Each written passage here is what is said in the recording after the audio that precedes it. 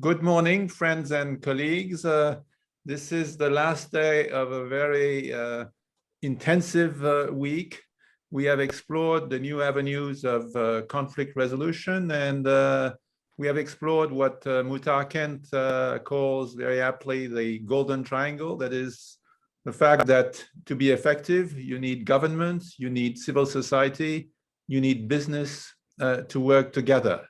Alone, they can rarely make the difference that is needed to build a sustainable peace. And today we are going to discuss the issues with a wonderful panel of personalities from business and also from the civil society. And I think this discussion should allow us to understand that indeed change happens through institutions, through structures, but change happens if there are people who create change, who initiate change. And these are the people we have this morning. You know, it doesn't only stretch into that, it stretches into our concept of not wanting to just hand things out. So we've always operated on a fundamental principle of if you feed a person, give a person a fish, you feed them for a day. If you give them a fishing rod, you feed them for life. But we actually take it one step further, and our philosophy is very strongly give the people a pond in which to fish. And if you've got a pond, you actually can fish. So we believe that using our stores, using our business as the pond, we actually can make a big difference to a huge number of people.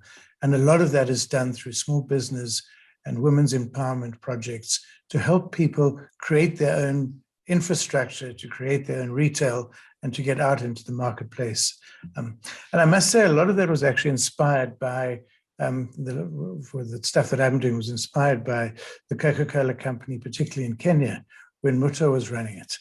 And I remember them taking me into one of the high density areas in Nairobi one day. And there were these guys pushing crates of Coke on two-wheeler trolleys. And I remember them telling me that for every 12 cases these guys sell, they earn enough money to keep their family fed for a day. And based on that very micro enterprise, we went back and we've actually created a lot of micro enterprises in and around our business. Because by doing that, in these very, very poor economies, you actually can create sustainable systems whereby people can eat. So by using the pond principle, we have created a huge number of jobs and huge number of opportunities for people, particularly in the operations in which we work. The world has changed quite dramatically under the influence of digital media. The speed at which news are spread, which is leading the good old press, TV, radio, magazine, newspaper, to accelerate the path, and at the same time to do not obey to their fundamental rules of double checking. And therefore, we arrive today at the point where fake news can be everywhere. We have seen what happened with the Lady Di story. We have seen with the BBC. It was a rush of getting the information that has led, because they were fearing that somebody else had the information and they have cheated. And this is happening with almost all kinds of media, including the most respectable one, who are in a kind of rush to get the scoops, the news. The problem of the fake news, and it's that it is today a number which is so humongous that even when you have 20,000 people hired by Facebook, you cannot solve the problem. there are so many information flowing in a day that it is almost impossible for human beings to do it. So they rely on artificial intelligence to try to select what seems to be a fake news. Some are easy to decide, or fake news or violence or porn, and they can eliminate relatively easily the most obvious. And for the other one, they go through the process of human checking. But when human checking is happening, it is already too late because the news is already spread. And if human checking takes 2-3 days, the news is already out there.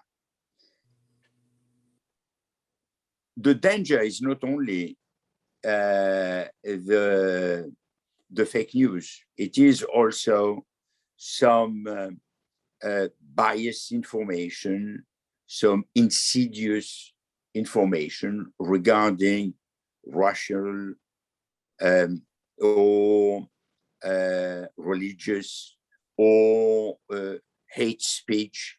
And this is starting to be much wider and much more complicated to control, even though because the rule of law is applicable, and sometimes you are in areas which are what we call a gray area, and it's extremely difficult to get those information out of the social networks and the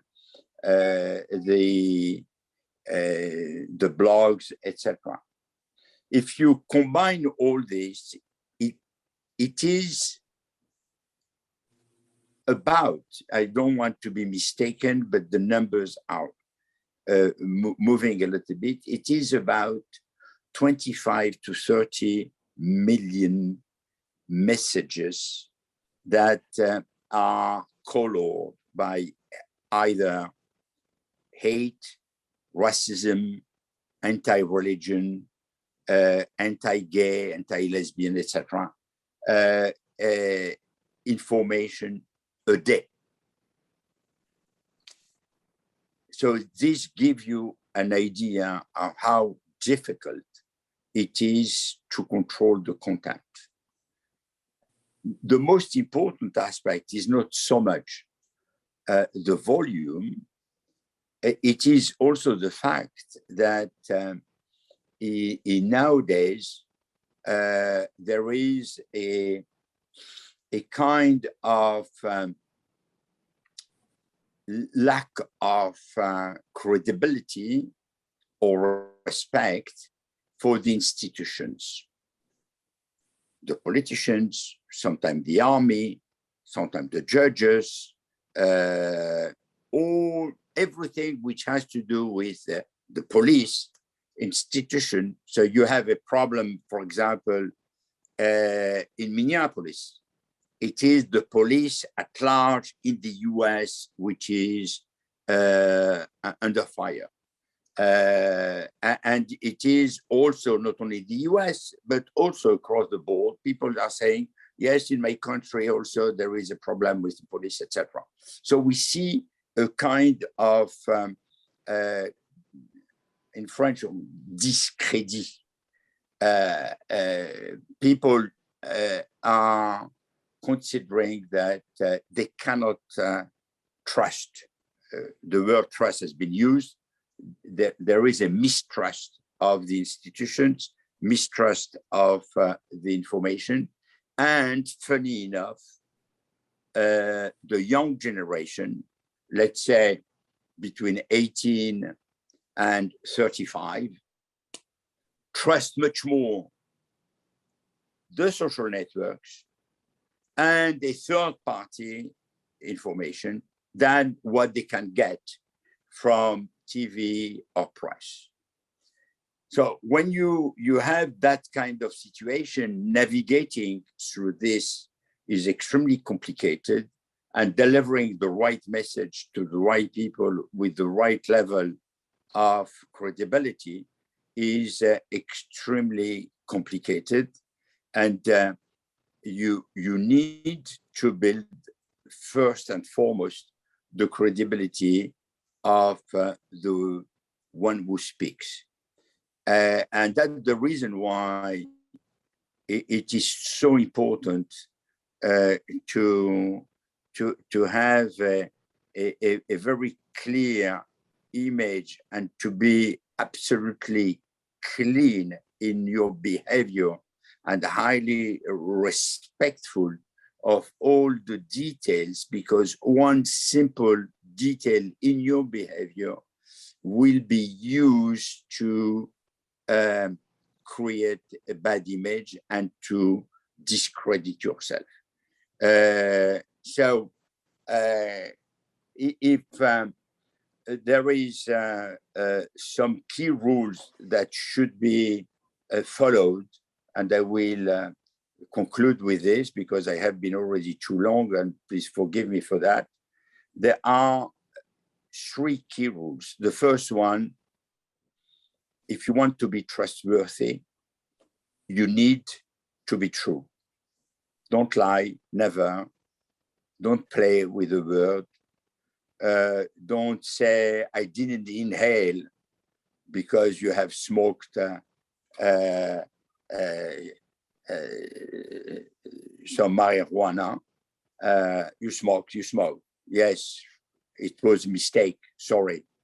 But don't play with the word. So be true, authentic. That's the first rule. Don't lie, never. Because even the lie by omission is something which will color your credibility. So that's the first rule. The second, be very cautious. Don't use exaggerately the social networks. If you use Twitter, or if you use Facebook, Instagram, or TikTok, or whatever, use it with scarcity. Be scarce. Don't be too generous with your feelings, your emotions, or your first-time impression. Last but not least, if there is something wrong, react immediately and very clearly. These are the 3 golden rules that you have to follow if you want to use the social networks. Good morning, and it's Jean-Marie. It's a great pleasure to be part of your program, and thank you for including me in this program. It's very, very interesting. As you said, that I would focus on 3 sections of the human rights in business, and how business could be helpful for promotion of peaceful society and peace building in a country. One, I think the principles of human rights, including the Universal Declaration of Human Rights, as a mother of all the other conventions, should be respected. And I think that is key in order to have a business, and it would be based on the principles and conventions which is internationally accepted by everyone. And that the business should not contradict those principles of human rights and respect for human dignity. So the second point that I would like to mention is that, again, as I said, that it should not be contradiction to the principle of human rights, and it should be also based on do no harm. Because you said that I'm coming from Afghanistan, that the people use the production of opium as a business. And that business is not stabilizing them. Although it provides job opportunity, it provides some money to the people, But this does not really helping the stabilization of the society. And it does harm to a lot of people, not only in Afghanistan, but outside of Afghanistan. If you see they are the one who are involved on this business on drug, and you know that we are the biggest and the largest contributor or producer of the opium in Afghanistan. As I said, it does create job for the people. They use child labor, which is another sad part of the whole business. And this is something that, in my personal view, goes against the humanity, against the human dignity. But small number of people are making money out of it. And of course, it also fueled the conflict in Afghanistan.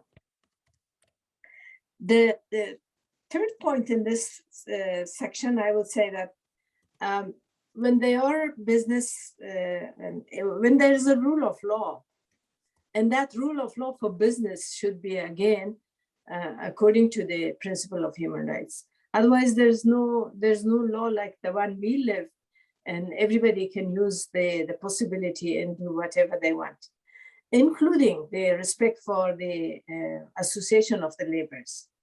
I mean, as I said, again, opium is coming as an example in Afghanistan, that the people cannot really resist against those drug dealers. And then what they do, they go to the villages and pay the people in advance and say that I buy maybe 500 kilo of your opium. But if he produce or not, he's already in debt to that person. So they really try to produce as much as possible in order to be done with the debt from the person who's already paid to them. And otherwise they will be pushed and they will be actually slaved by those years and years. The owner of the house, or usually the men of the family, but the whole family will be hostage at the hand of that particular drug dealer or drug smuggler. And there's no possibility for the people to have an association, to raise their voice and to fight for that. And that's, again, illegal economy or war economy that we exist or in the country, war business. The fourth point, I think that whatever business we start, it should be, the part of it should be the elimination of child labor or forced labor. Again, as I said, that it's not possible, even on the carpet weaving. And we are in the dilemma that, on one hand, of course, we are not in favor of child labor, and I personally fight for it. But who's going to feed them if they don't do the carpet? And the carpet weaving is really, the majority is done by the children because they have a smaller finger and they are fast on making the carpet. So how can we deal with the whole thing? Again, it comes to the good governance or governance in the country and legislation in the country, how to protect their citizens. Hey, Huri, I mean, you built a plant in Gaza, not the easiest environment. Maybe you can say a word on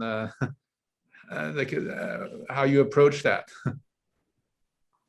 I'm not aware of any model which Sami asked about, but I think the more you get the governments involved, the more delays you could get. I mean, in our case, we were an example of peace building and creating trust by working with the Israeli local commander. I mean, there was, this is why I say the word trust, and this was a mini example of working between Israelis and Palestinians, especially Israeli military staff, that we reported on a daily basis on every piece of equipment we imported into Gaza, because in their mind, everything goes to building tunnels for Hamas. And we proven to them that they were wrong by reporting on a daily basis. And this is how we gain their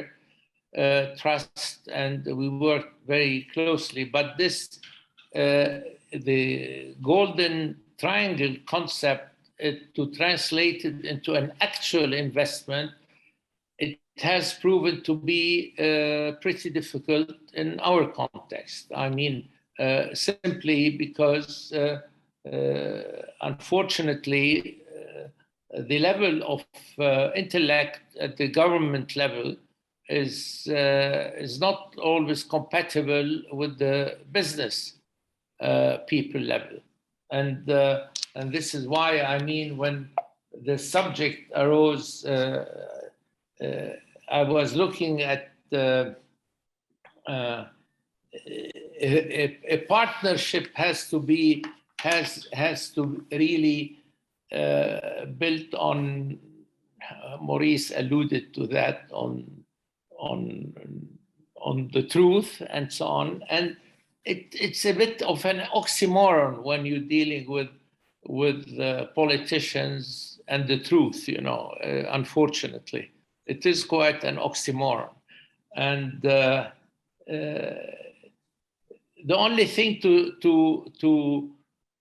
succeed is by creating job, and success breeds success. And sometimes when you are too successful, this is bad for you, because some envious eyes and ears are watching you, and that trend of success does not continue.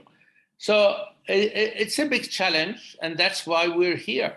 And that's why we're discussing this subject, because it's a challenging issue. And in many cases, clearly we blame, it's always a good way out, blaming occupation. But I think there's a lot to be done internally without talking about this reality, you know, this corrosive thing called occupation. But to promote a good business environment, really you have to show results, and results is employment. And this is what I did in Gaza. I mean, just to give you an idea what it means, we needed 130 people. We got 11,200 applications. That just sums it up. 11,200 for 120, 130 jobs. So, but we forge ahead, and our motto is always, we challenge the challenges. For what has been a very rich conversation on a very important topic. We are going to end now, and I remind you that in half an hour we'll have a concluding conversation with Nobel Prize winner and former President of Colombia, Juan Manuel Santos, who will share his perspective on his experience as bringing peace to Colombia after one of the longest conflict in Latin America. Muhtar, you want to say something? I just want to thank, it was a wonderful panel. Maurice, Gareth, Zahi, and Sima, I want to thank all of you for joining this panel. I want to thank all the participants for the great questions, as always, great engagement, and you, of course, Jean-Marie, for a great way that you moderated. So thank you all. Good seeing all my good friends. Thank you.